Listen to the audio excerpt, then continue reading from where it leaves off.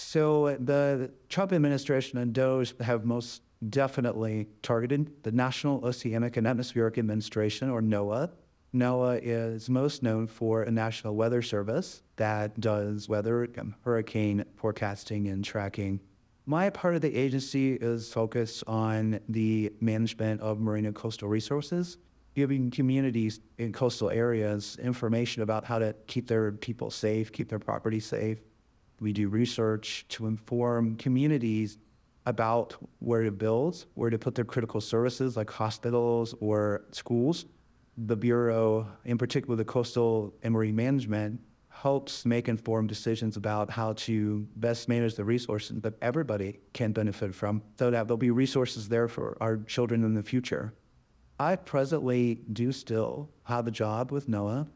We're all waiting to learn the fate of our individual positions as well as our agency and our programs. They rapidly shut down pretty much every avenue to execute our work, including terminating our probationary employees. A number of projects have simply been eliminated.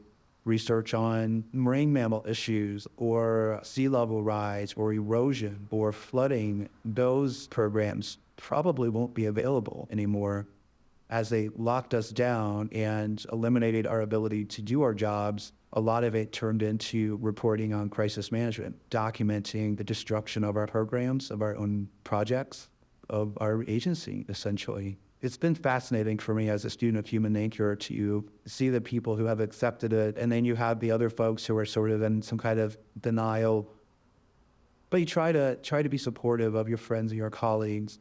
You've given it your career, and to have someone come in one day and say, hey, you're not valued, your work is not useful, it's fake, it's radical, it's liberal, or whatever it is, and then just take everything away from you and boot you out the door, it's insulting.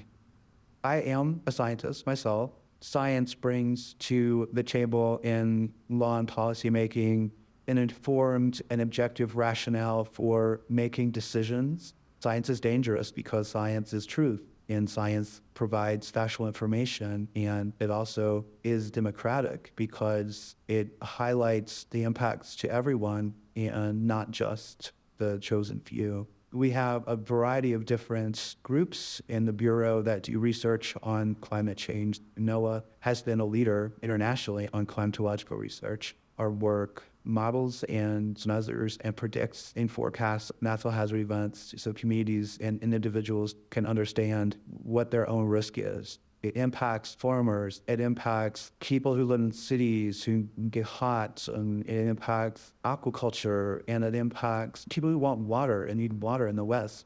NOAA is a science agency, and the scope of data that's created in the agency is massive. And who will safeguard that data for the future?